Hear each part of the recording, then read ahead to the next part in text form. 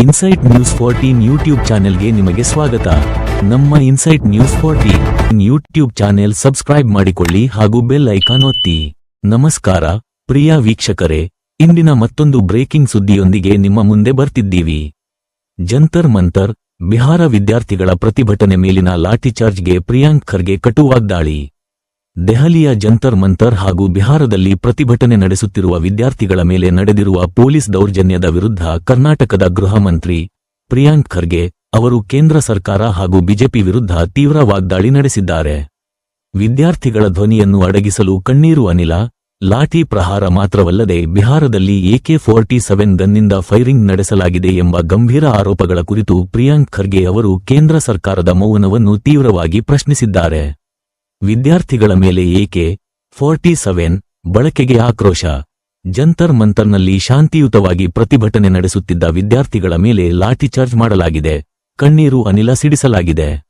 ಇಷ್ಟೇ ಅಲ್ಲದೆ ಬಿಹಾರದಲ್ಲಿ ತಮ್ಮ ಹಕ್ಕುಗಳಿಗಾಗಿ ಹೋರಾಡುತ್ತಿದ್ದ ಅಮಾಯಕ ವಿದ್ಯಾರ್ಥಿಗಳ ಮೇಲೆ AK-47 ನಂತಹ ಅಪಾಯಕಾರಿ ಬಂದೂಕಿನಿಂದ ಗುಂಡು ಹಾರಿಸಲಾಗಿದೆ. ವಿದ್ಯಾರ್ಥಿಗಳೇನು ಭಯೋತ್ಪಾದಕರೇ, ನಕ್ಷತ್ರ ಚಿಹ್ನೆ ಎಂದು ಸಚಿವರು ಪ್ರಶ್ನಿಸಿದ್ದಾರೆ. ಇಷ್ಟೆಲ್ಲಾ ದೌರ್ಜನ್ಯಗಳು ವಿದ್ಯಾರ್ಥಿಗಳ ಮೇಲೆ ನಡೆಯುತ್ತಿದ್ದರೂ ಪ್ರಧಾನಿ ನರೇಂದ್ರ ಮೋದಿ ಹಾಗೂ ಗೃಹ ಸಚಿವ ಅಮಿತ್ ಶಾ ಅವರು ಏಕೆ ಸಂಪೂರ್ಣ ಮೌನ ವಹಿಸಿದ್ದಾರೆ? ಈ ದೇಶದಲ್ಲಿ ವಿದ್ಯಾರ್ಥಿಗಳಿಗೆ ಪ್ರಶ್ನೆ ಕೇಳುವ ಹಕ್ಕಿಲ್ಲವೇ?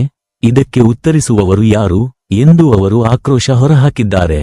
ಇದೇ ವೇಳೆ ಮಾಧ್ಯಮಗಳ ಪಾತ್ರದ ಕುರಿತು ಅಸಮಾಧಾನ ವ್ಯಕ್ತಪಡಿಸಿರುವ ಅವರು, ಇಂತಹ ಗಂಭೀರ ಮತ್ತು ಆತಂಕಕಾರಿ ವಿಷಯಗಳಲ್ಲಿ ಪ್ರಧಾನಿ ಹಾಗೂ ಗೃಹ ಸಚಿವರನ್ನು ಮಾಧ್ಯಮಗಳು ಏಕೆ ನೇರವಾಗಿ ಪ್ರಶ್ನೆ ಮಾಡುತ್ತಿಲ್ಲ ಎಂದು ಸವಾಲ್ ಕೇಳಿದ್ದಾರೆ. ವಿದ್ಯಾರ್ಥಿಗಳ ನ್ಯಾಯಯುತ ಹೋರಾಟವನ್ನು ಬಂದೂಕಿನ ತುದಿಯಲ್ಲಿ ಹತೋಟಿ ಮಾಡಲು ಹೊರಟಿರುವ ಸರ್ಕಾರಕ್ಕೆ ಜನರೇ ತಕ್ಕ ಪಾಠ ಕಲಿಸಲಿದ್ದಾರೆ ಎಂದು ಗೃಹ ಸಚಿವ ಪ್ರಿಯಾಂಕ್ ಖರ್ಗೆ ಹೇಳಿದ್ದಾರೆ. पूरे जंतर मंतर में इतना सब कुछ हो गया, एक बयान दिया उन्होंने, बच्चों पे लाठीचार्ज हुआ, टीयर गैस हुआ, बच्चों पर बिहार में AK-47 चला रहे हैं, गोलियां चला रहे हैं, लाठियां बरसा रहे हैं.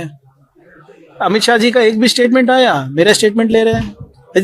बहुत बढ़िया है, जिसका स्टेटमेंट लेना चाहिए वो तो आपने ले नहीं रहे हैं. आप कर्नाटका के गृह मंत्री से पूछ रहे हैं, ना ही अपने देश के गृह मंत्री से. उनको क्यों अकाउंटेबिलिटी नहीं है? सिर्फ मुझे क्यों है अकाउंटेबिलिटी? आप केरला का सवाल कर्नाटका के मंत्री से पूछ रहे हैं और होम मिनिस्टर का और जंतर मंतर का सवाल अमित शाह जी से क्यों नहीं पूछ रहे हैं? ಮುಂದಿನ ಅಪ್ಡೇಟ್ಸ್ಗಾಗಿ ನೋಡ್ತಾ ಇರಿ ಇನ್ಸೈಟ್ ನ್ಯೂಸ್ 14.